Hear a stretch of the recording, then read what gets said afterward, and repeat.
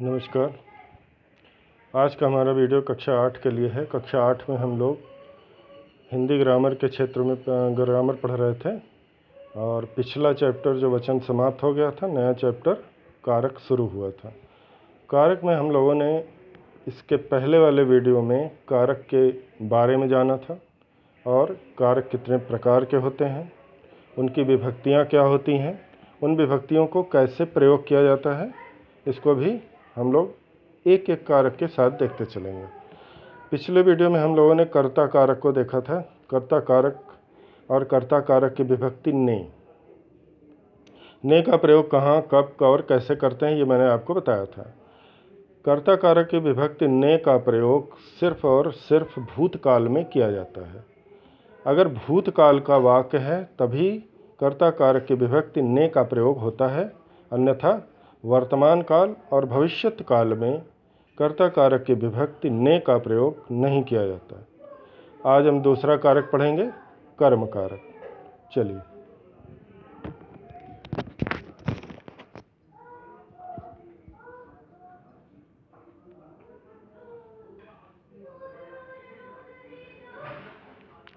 कर्म कारक। कर्म कारक का मतलब हुआ कर्म किसे कहते हैं। सबसे पहले, क्रिया के व्यापार का फल जिस संज्ञा या सर्वनाम पद पर पड़ता है उसे कर्म कारक कहते हैं। इसकी परिभाषा, यानी कर्म किसे कहते हैं, क्रिया के व्यापार का फल, यानी क्रिया के कार्यों का जो फल है, परिणाम है, वह जिस भी शब्द के ऊपर पड़ेगा उसे ही कर्म कारक कहेंगे। जैसे मान लीजिए एक वाक्य लेते हैं,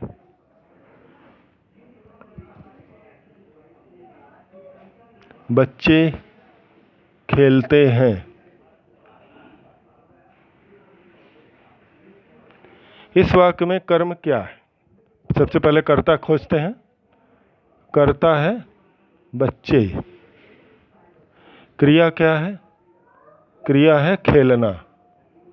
इसमें कर्ता है ही नहीं, तो ये क्या हो गया? अकर्मक। इसमें कर्ता नहीं है तो इसमें कर्म है ही नहीं। अब इसी वाक्य को बदल के दूसरा बनाते हैं, बच्चे फुटबॉल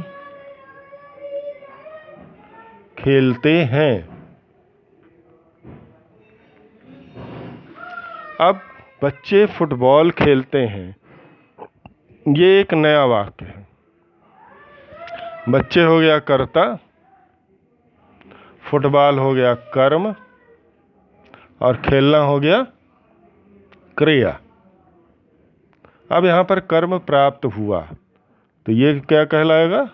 सकर्मक। कुछ वाक्य ऐसे होते हैं जिसमें कर्म होता है और कुछ वाक्य ऐसे होते हैं जिसमें कर्म नहीं होता। तो जिन वाक्यों में कर्म होता है उन्हें सकर्मक कहेंगे और जिन वाक्यों में कर्म नहीं होता उन्हें अकर्मक कहेंगे। तो सकर्मक में ही कर्म होगा। इस तरह से अब क्रिया का व्यापार क्या है, भाव ये है। परिभाषा देखिए, मैं आपको परिभाषा समझा रहा हूँ। क्रिया के व्यापार का फल जिस शब्द पर पड़ता है उसी को कर्म कहते हैं। अब बच्चे, कर्ता, क्रिया क्या है? खेलना। खेलना क्रिया का प्रभाव बच्चों के ऊपर डायरेक्ट पड़ रहा है, इसलिए इसमें कर्म नहीं है। अब खेलने क्रिया का प्रभाव कर्ता के ऊपर ना पड़ करके फुटबॉल के ऊपर पड़ रहा है, इसलिए ये वाक्य सकर्मक हो गया। अब कुछ वाक्य ऐसे होते हैं, इसमें मैं इसको इरेज कर देता हूँ पहले। कुछ वाक्य ऐसे होते हैं जिसमें एक से अधिक कर्म होते हैं।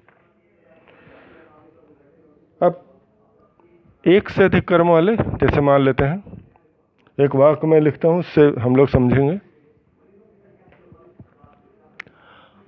मोहन ने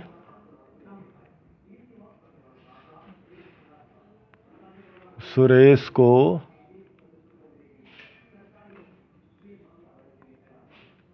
पुस्तक दी।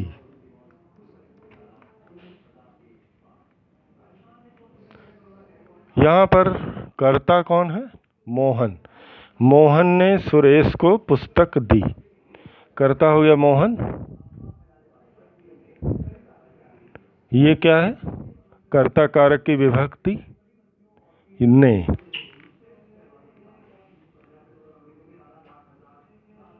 कर्ता कारक की विभक्ति ने है, अर्थात ये भूतकाल का वाक्य है।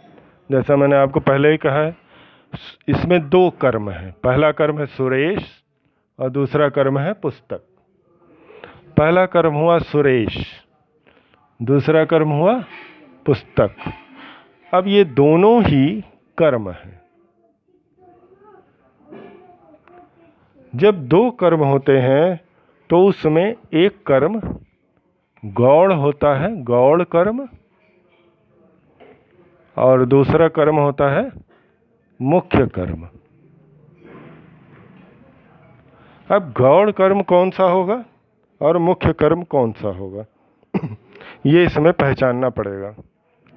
पहचानने का सबसे आसान तरीका मैं आपको बता दूं। जिस कर्म में, देखिए, जो गौण कर्म की विशेषता क्या है, मैं यहां लिख देता हूं गौण कर्म। सुरेश इसमें गौण कर्म है। गौण कर्म की विशेषता क्या है कि वो पहला जीवित होगा, यानी लिविंग होगा, उसमें जीवन होगा, निश्चित रूप से वो जीवित होगा। दूसरा पॉइंट क्या होगा? कर्म कारक की विभक्ति। कर्म कारक की विभक्ति को, कर्म कारक की विभक्ति क्या है? को। कर्म कारक की विभक्ति को का प्रयोग किया जाएगा। कर्म कारक की विभक्ति को का इसके साथ प्रयोग होगा। तीसरा, मुख्य कर्म। मुख्य कर्म कौन सा है? पुस्तक। इसको हम लिख लेते हैं मुख्य कर्म। मुख्य कर्म से पहले होगा। मुख्य कर्म से पहले पुस्तक, मुख्य कर्म पुस्तक है, उसके पहले ये होगा। अर्थात दो ही कर्मक जब वाक्य होगा तो पहला कर्म गौण कर्म होगा, और गौण कर्म क्या होगा?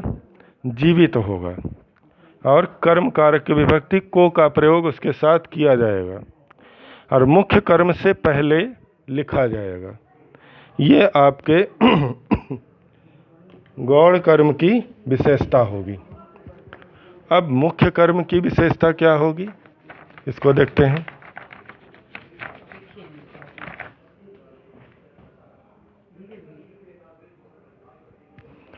मुख्य कर्म सबसे पहले निर्जीव होगा। मुख्य कर्म की पहली विशेषता ये होगी कि वो निर्जीव होगा। दूसरी विशेषता ये होगी कर्म कारक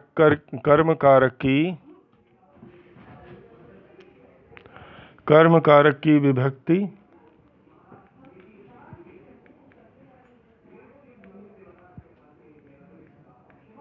का प्रयोग नहीं होगा।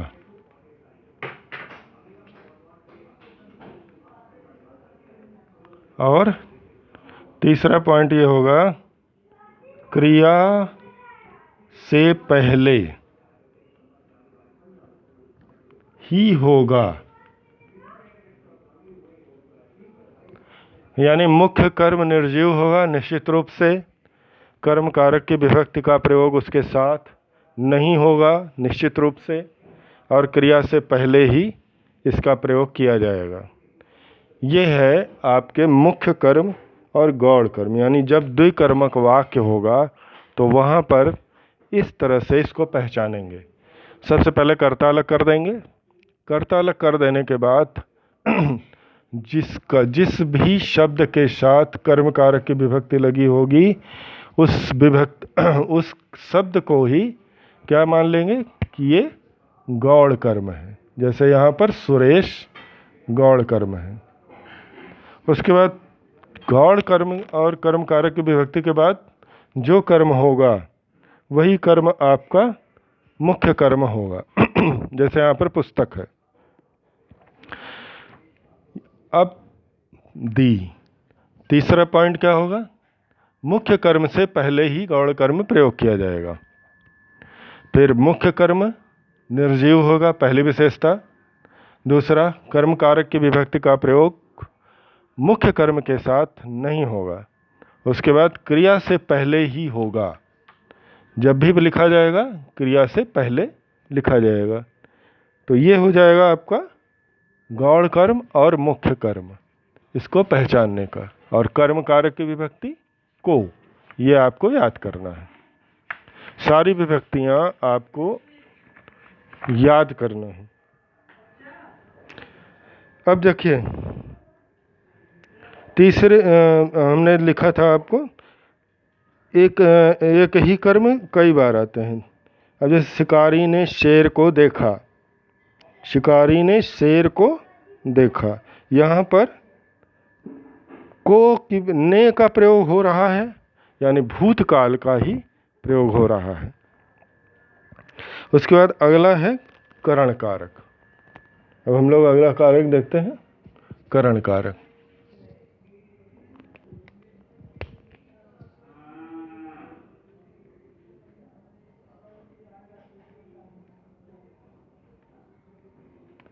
करण कारक की विभक्ति है से, द्वारा और के द्वारा। ये करण कारक विभक्ति से, द्वारा और के द्वारा। करण का मतलब होता है माध्यम। जिस माध्यम से हम किसी कार्य को करते हैं, या वाक्य में जिस साधन के द्वारा कोई कार्य किया जाता है। क्रिया के यानी जिस साधन अथवा माध्यम से, जिस शब्द से क्रिया के साधन उसके इत्यादि पूर्ण होता है, उसे ही हम करण कारक कहते हैं। करण कारक से, के द्वारा और द्वारा होता है। जैसे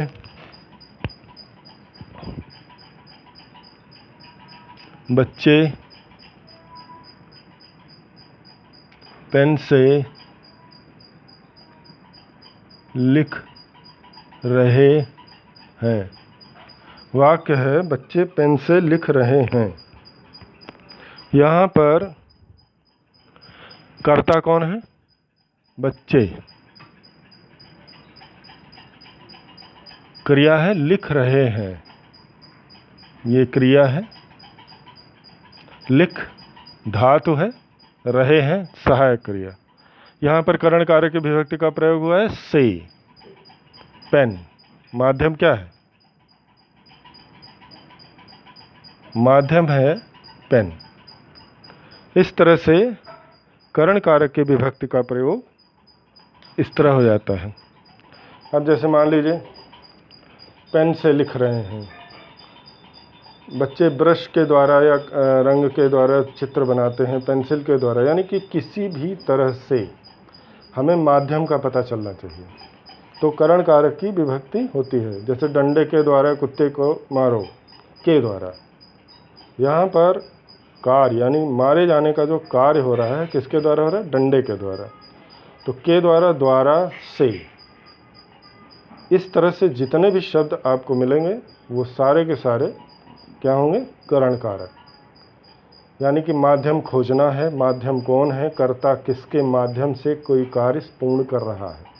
कर्ता जिस माध्यम से कार्य को पूर्ण करेगा वही उसका माध्यम बन जाएगा और वही उसका करण कारक कहलाएगा।